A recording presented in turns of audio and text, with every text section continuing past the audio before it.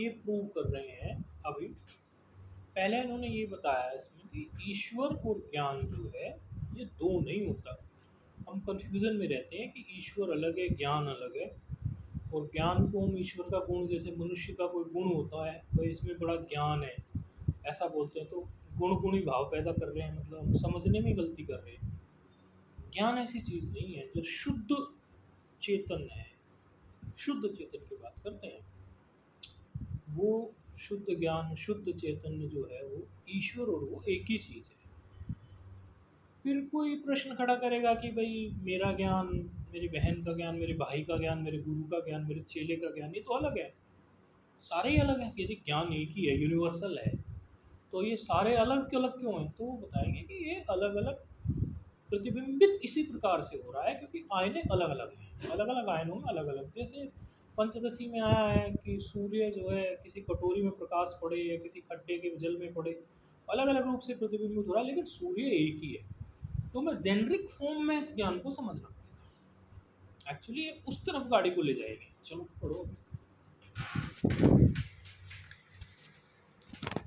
हमें सोच विचार कर निश्चय करना चाहिए और मूर्खों की तरह किसी क्रिया को देखकर मानसिक कल्पनाओं से उसे भय का स्थान नहीं बनाना चाहिए।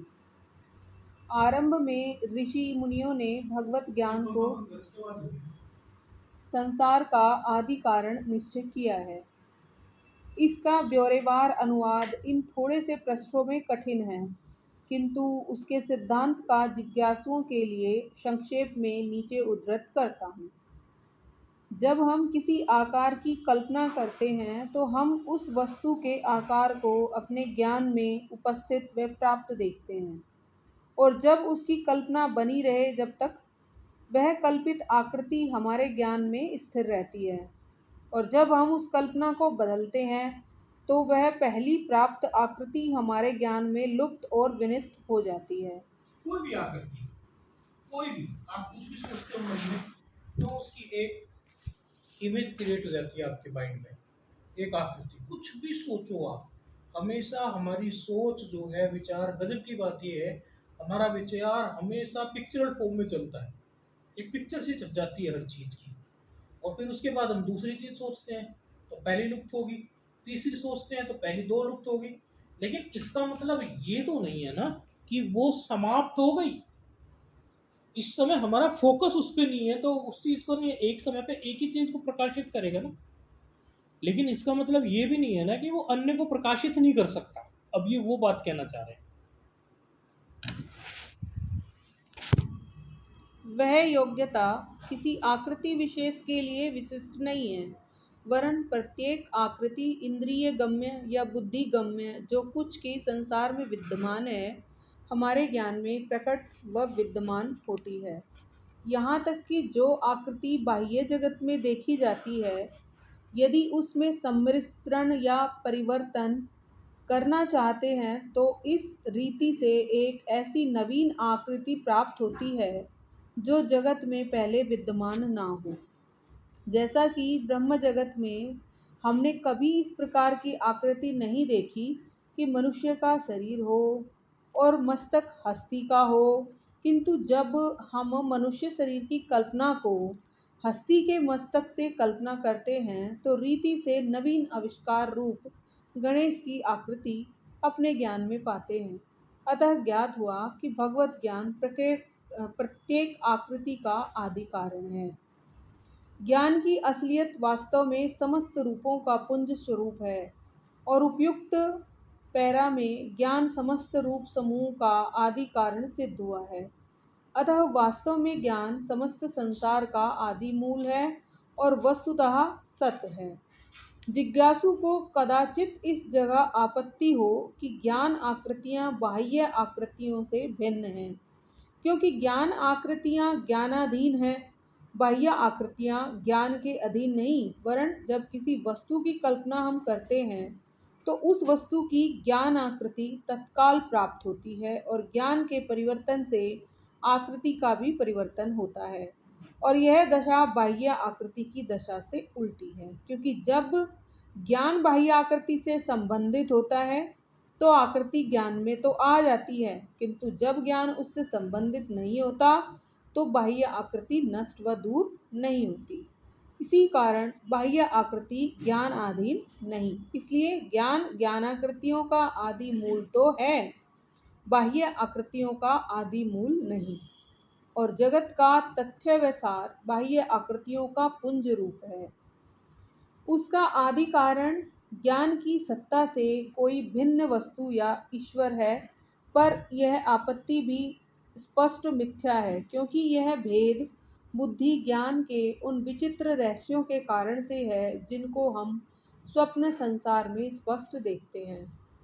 स्वप्न अवस्था को हम स्वप्न संसार नाम देते हैं।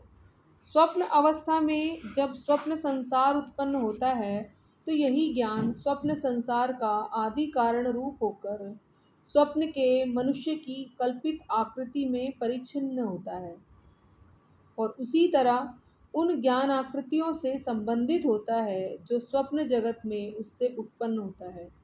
और वे स्वप्न आकृतियां स्वप्न मनुष्य के ज्ञान के अधीन नहीं होती हैं। इसी तरह ये बाह्य आकृतियां ज्ञान स्वरूप में तो प्रकट या विद्यमान हैं, पर बाह्य जगत के मानुषी या परिच्छिन्न ज्ञान के अधीन नहीं है।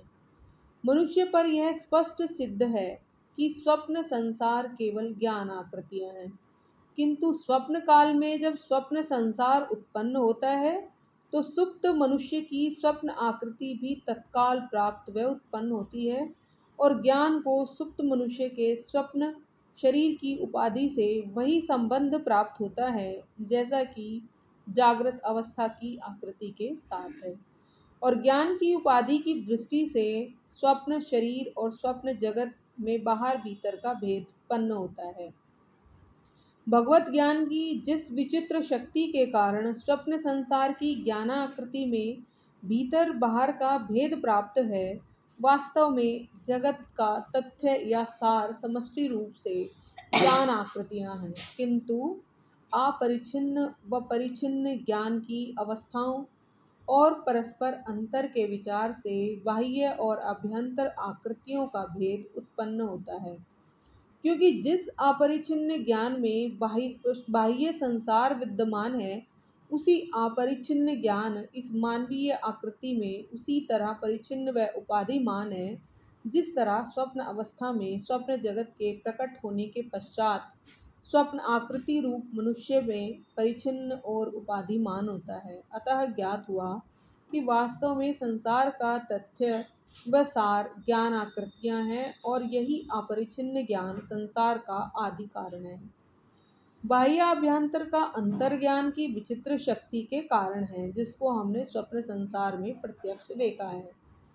स्वप्न अवस्था में जब हम किसी वस्तु की कल्पना करते हैं तो उस वस्तु की आकृति ज्ञान में अप्राप्त होती है, किंतु उस आकृति की स्थिति स्वप्न संसार को आकृतियों की स्थिति से विलक्षण होती है, क्योंकि स्वप्नमयी मनुष्य की कल्पित आकृति ज्ञानाधीन प्रतीत होती है और स्वप्न आकृतियां यद्यपि वस्तुतः ज्ञानाधीन हैं तो भी ज्ञानाधीन प्रतीत नहीं होती।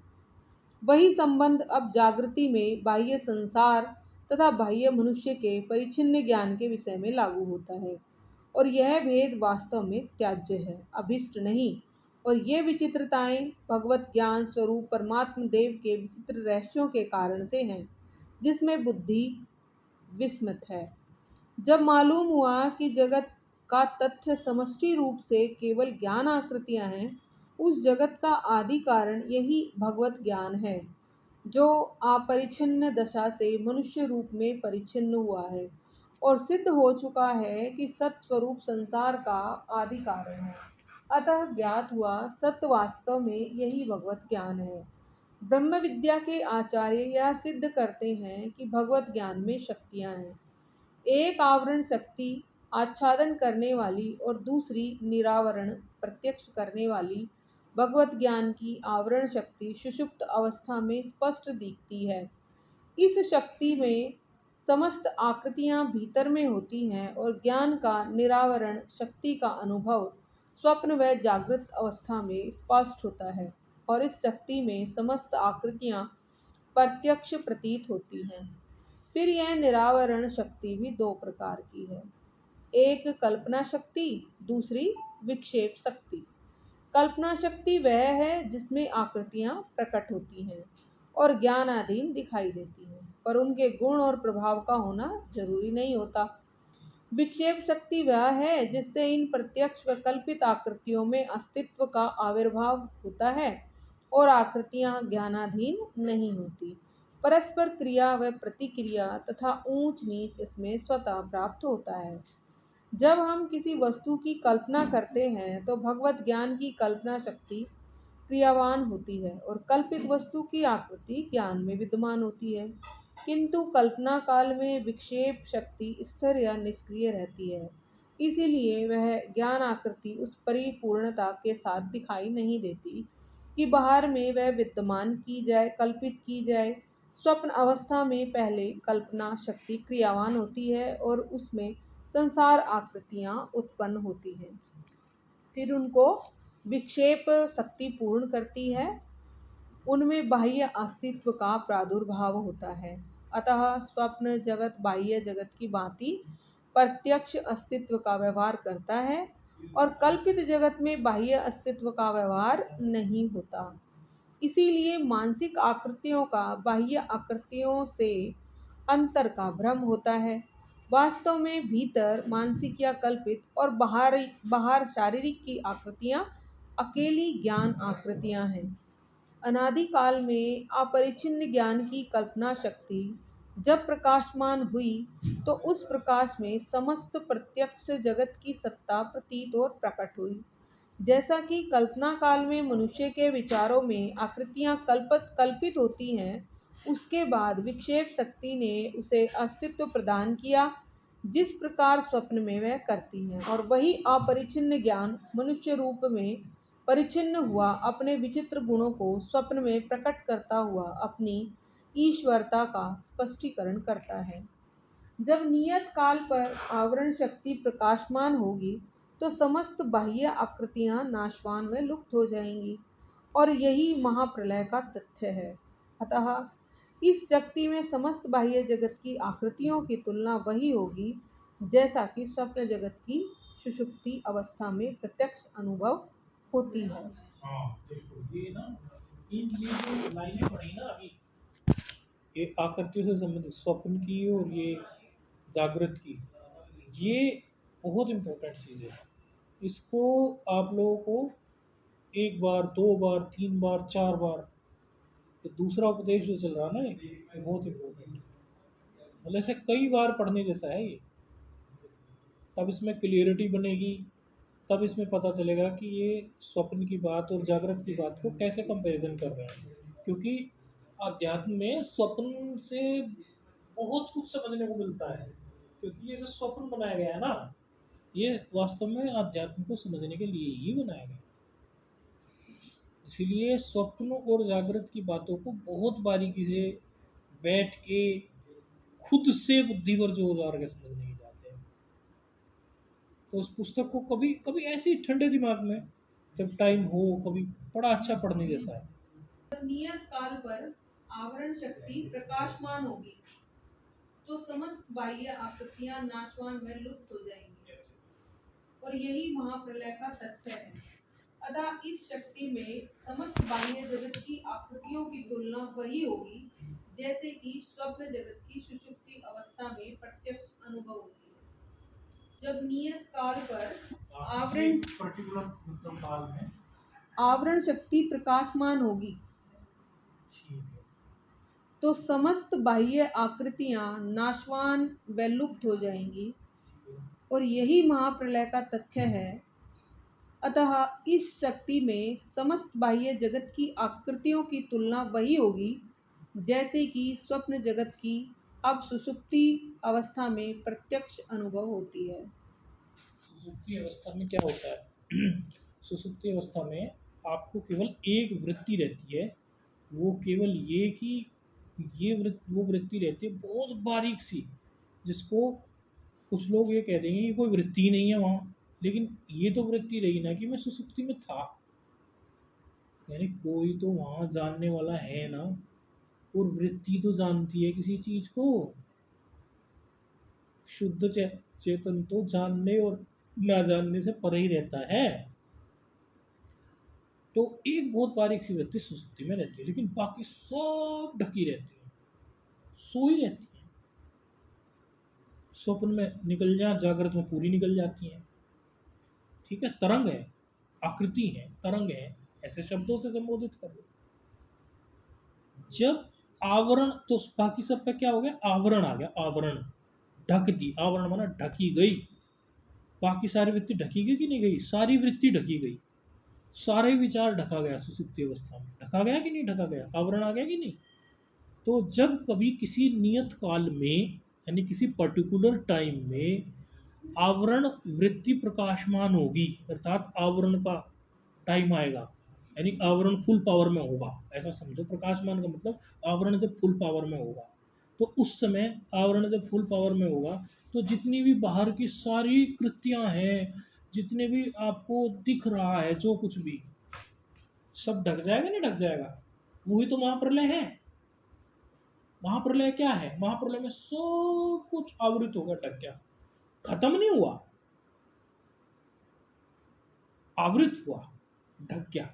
ऐसी सुसुप्ति में होता है। दोनों को समझो कि ये जो आप समझ लो दोबारा से सृष्टि होती है, ठीक है, ये दोबारा बिल्कुल उपनिषद पे बोल रहे हैं, बिल्कुल उपनिषद का ज्ञान है ये। दोबारा जब सृष्टि होती है तो ये प्रश्न खड़ा होता है कि भाई दोबारा सृष्टि हुई, पूर्व पक्षी कहता है, तो दोबारा सृष्टि कैसे की। ब्रह्मा जी ने, हिरण्यगर्भ इत्यादि ने, ब्रह्मा जी ने दोबारा सृष्टि कैसे की, उसका क्या प्रमाण है, कैसे, क्या कैसे, मतलब क्या प्रकृति में बहुत सारी चीजें दोबारा बनानी पड़ेगी। हालांकि वो एक संकल्प से सब बनती है, लेकिन उसका भी तो कोई रेफरेंस तो होगा ना, कैसे बनानी है। कोई तुम्हें नई चीज बनाने के लिए बोल दे तो कोई रेफरेंस उठाओगे कि नहीं। धाता यथा पूर्व सर्जती, जो धाता है ना, वो जैसे पूर्व में उसका सर्जन हुआ था ना, पूर्व के काल में सृष्टि कोई एक समय से, कभी प्रलय या महाप्रलय और सर्जन होता आ रहा है क्या, जाने कब से हो रहा है। तो जैसे पहले सर्जन हुई थी, उसी के रेफरेंस से अब नया सर्जन होगा।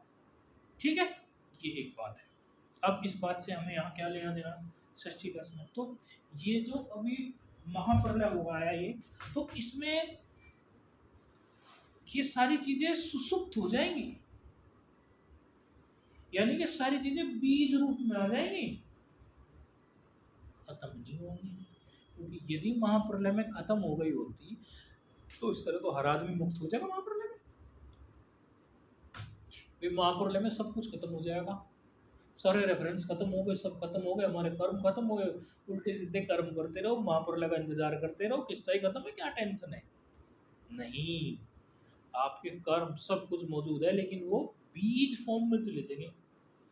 दोबारा फिर आप किसी सृष्टि में हो, कहीं पैदा हो गई होगा।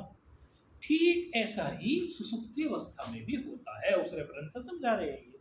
सुसुप्ति अवस्था में क्या होता है, सब चीजें बीज फॉर्म पे आ जाओ, खत्म थोड़ी होगी। यदि खत्म होती तो वही उठते हो, पुराना सब भूल गए होते, फिर तुम तो रोज याद रखते हो। यानी जो भी तुम्हारी चीजें हैं वो बीज फॉर्म में गई ना, फिर निकल आई।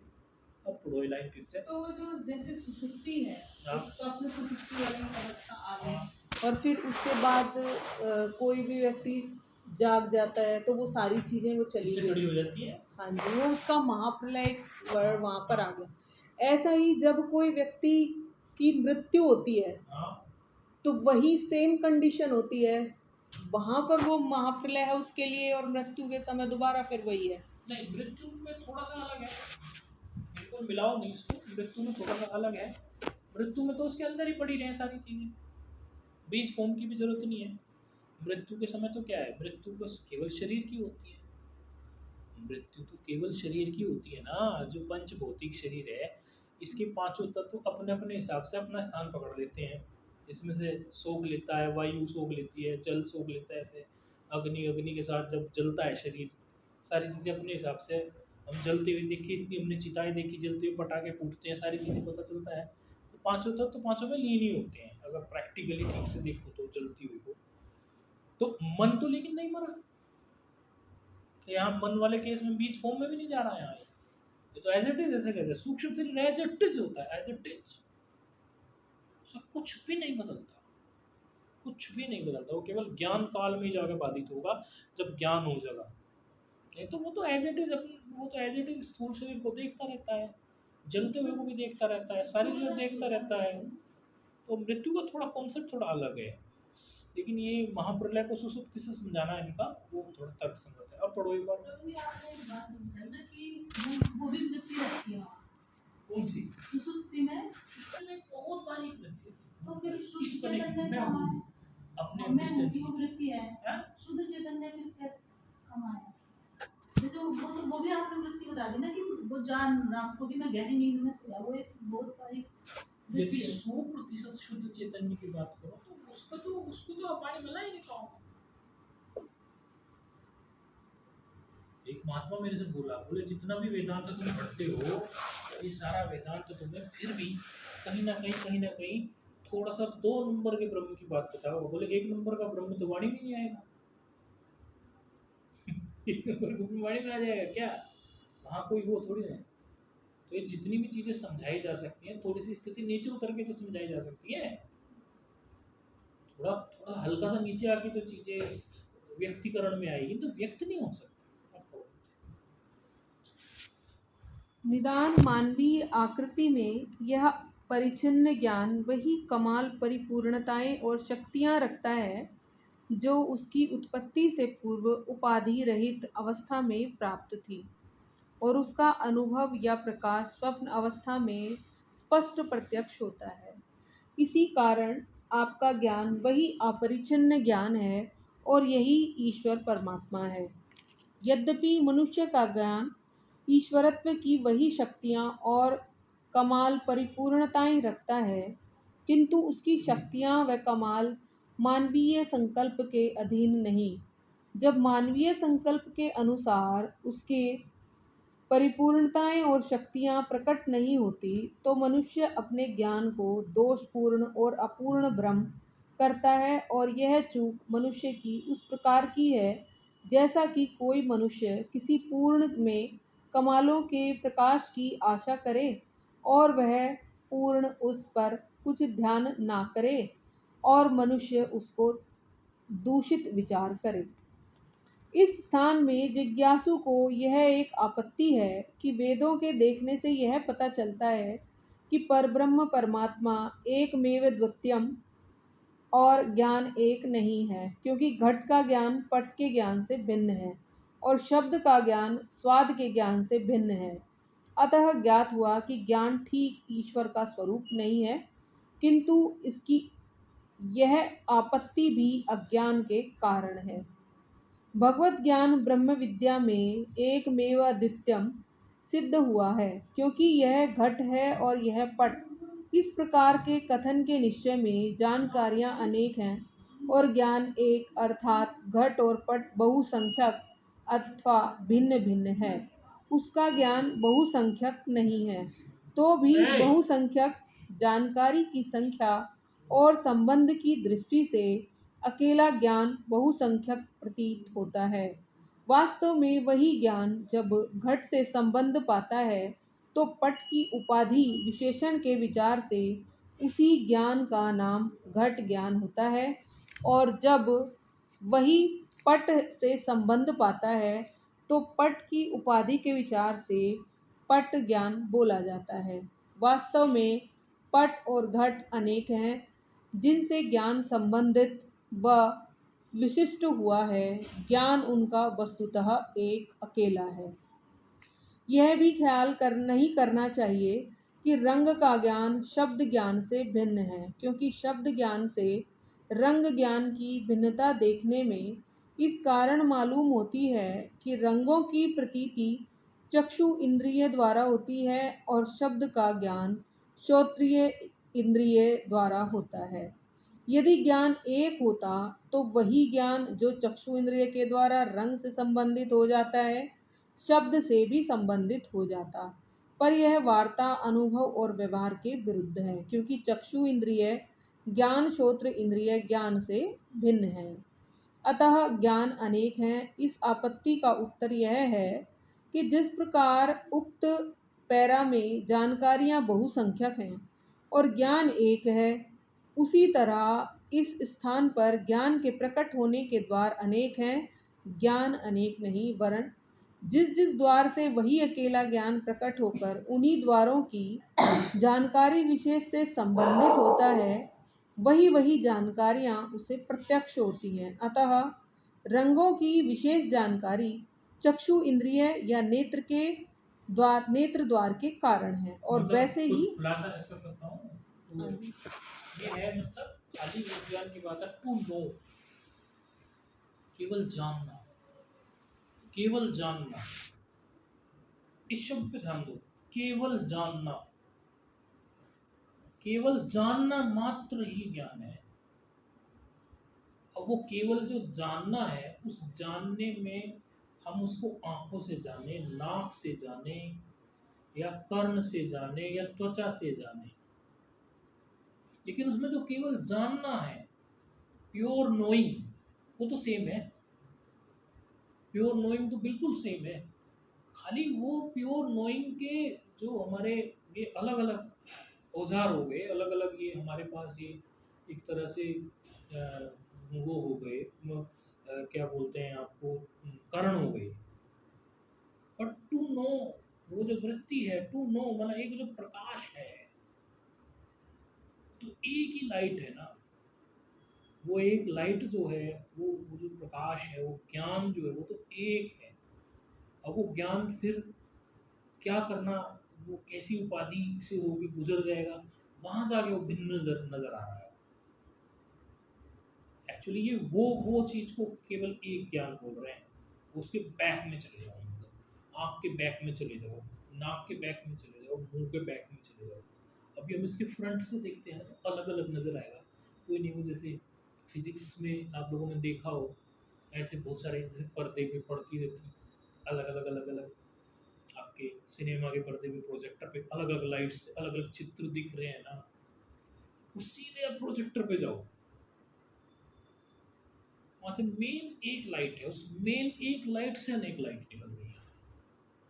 तो वो मेन लाइट को वो ज्ञान कह रहे हैं, ऐसा मतलब वो आगे। वैसे ही शब्द की जानकारी श्रोत्रेंद्रिय या कर्ण द्वार के कारण है।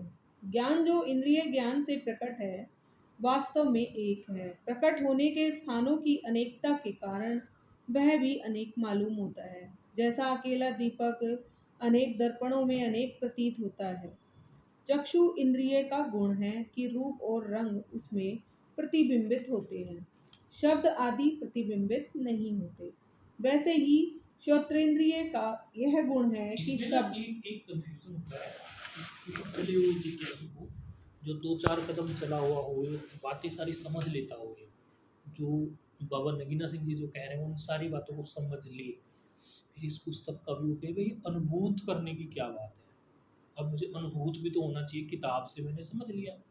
ये बात एक एक जिज्ञासु को उठ सकती है, कभी भी उठ सकती है, अभी भी उठ सकती है, बाद में भी उठ सकती है, कि ये बात बिल्कुल सही है। तो आप जितने भी आपके आईने हैं, आपके पास जितने भी करण हैं, करण, औजार, करण, आँख, नाक, इनसे जो वृत्तियाँ बाहर निकल रही है, इनको समेट दो आप। मैं बिल्कुल प्रैक्टिकल बात बोल रहा हूँ, एकदम बिल्कुल सीधी प्रैक्टिकल, इनको समेट दो आप। अब समेटने का क्या तरीका, कि समेटती बिल्कुल समेटती नहीं, अंधा नहीं हो जाएगा कोई, तो कान में रुई नहीं ठूंस लेगा। समेटने से मेरा संबंध है, इनको मिनिमाइज कर दो, मतलब बिल्कुल इतनी कर दो, इतनी मिनिमाइज कर दो, इतनी मिनिमाइज कर दो कि बिल्कुल आपको लगे कि इससे ज़्यादा मिनिमाइज नहीं हो सकती। तो वो जो प्रकाश है, वो उसे बाहर निकलने का ज़्यादा मौका नहीं मिलेगा। वो जो वृत्ति जो बाहर जो निकल रही है ना, वो वृत्ति अंदर फिर से मुड़ के वहीं टक्कर मारेगी जहाँ से वो निकली है। और जैसे ही वो वहाँ टक्कर मारेगी, उसके टक्कर मारती आवरण भंग होगा। जो अज्ञान का आवरण है ना, वो भंग होगा। अज्ञान का आवरण भंग होते तुम, वो जो केवल एग्जिस्टेंस, केवल जो टू नो केवल है, आप उसको उसी से उसको जानोगे। उस टू नो एग्जिस्टेंस को आप जो है, वो एक्चुअली दो चीज़ें बच नहीं जाएंगी। अभी दो चीज़ें हो रही हैं। फिर वो दो चीज़ें नहीं बचेंगी, टू नो वाली स्थिति और जो आप व्यक्त कर रहे हो वो दो नहीं रही, बिल्कुल वहाँ टकरा के वो बिल्कुल वो दो नहीं बचेगी। तो जिस समय दो नहीं बचेगी तो उस अवस्था में आप ये भी शब्द नहीं बोला जाएगा आप फील करोगे, क्योंकि उस समय आप वाली बात नहीं है। लेकिन कुछ ऐसा कब शब्दों में लाने के लिए कुछ ऐसा हो जाएगा कि आप ये बात अच्छी तरह पकड़ जाओगे कि वास्तव में मैं तो कुछ अद्भुत ही चीज़ हूँ। मतलब मैं ऐसी अद्भुत चीज़ हूँ, और ऐसा भी नहीं कि आप अद्भुत चीज़ हो दूसरा अनद्भुत चीज़ है, ऐसा आपको नहीं लगेगा। क्योंकि आपको लगेगा कि सभी अद्भुत है, और फिर ऐसा लगेगा कि सब भी नहीं है। मतलब आप हैं तो आप ही हैं, सब सब आप ही हैं। तो ये चीज़ें दोनों साथ साथ चलेगी। एक चीज़ों को समझना होगा हमें उपनिषद से, कि उपनिषद का ही तो ज्ञान है ना ये। एक उपनिषद से हमें समझना होगा, और समझ के फिर उस चीज़ में गहरा उतरना होगा, तब उसे प्रैक्टिकल फील हो जाएगा। इसे ऐसी चीज़ों को समझते समझते ही प्रैक्टिकल हो पाएगा। लेकिन आप ये समझते हो कि यूँ ही हो जाएगा किसी दिन, ये संभव नहीं, किसी को आज तक नहीं हुआ। वो झूठ बोलता है, वो कहता है मैंने कुछ नहीं पढ़ा, कुछ नहीं करा। तो पूर्व जन्म में पढ़ लिया, क्योंकि वो ऐसी चीज़ नहीं है कि बिना बताए पता चलेगी। क्योंकि इससे पहले यदि आपने कभी देखी हुई थी वो चीज़, तो आपको पता होता ना। इससे पहले आपने उस चीज़ को अनुभूत किया ही नहीं है, आपके लिए टोटल अनटचेबल सा मामला है।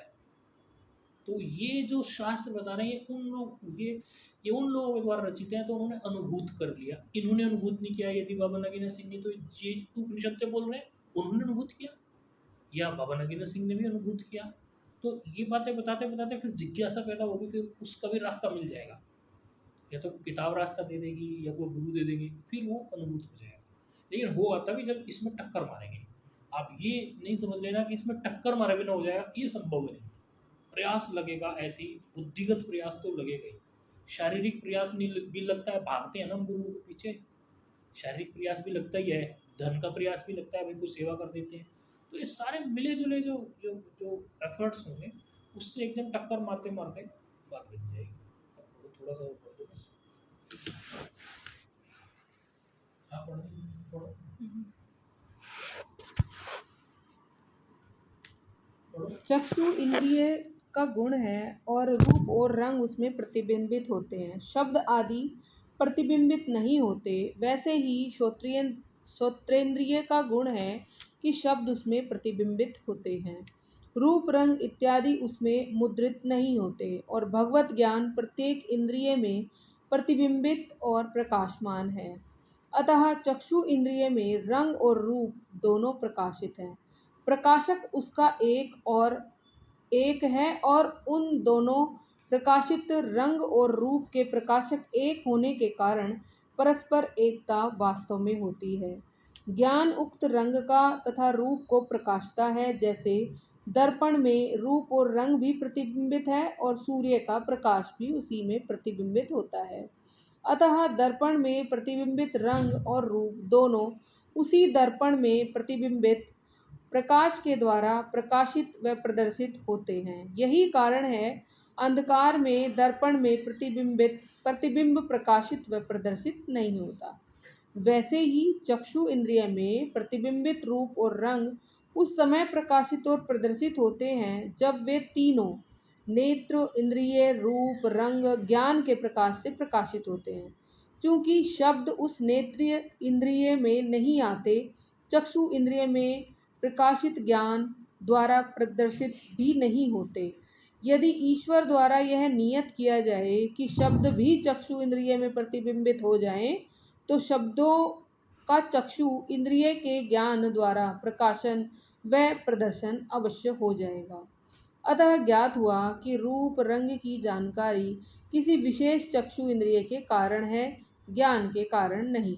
ज्ञान तो प्रत्येक पदार्थ का प्रकाशक व साक्षी है, क्योंकि वही चक्षु इंद्रिय में प्रतिबिंबित प्रकाश पदार्थों को प्रकाशता है और वही श्रोत्रियंद्रिय में परिच्छिन्न व उपाहित हुआ श्रोत्रेंद्रिय में प्रतिबिंबित पदार्थों को प्रकाशता है।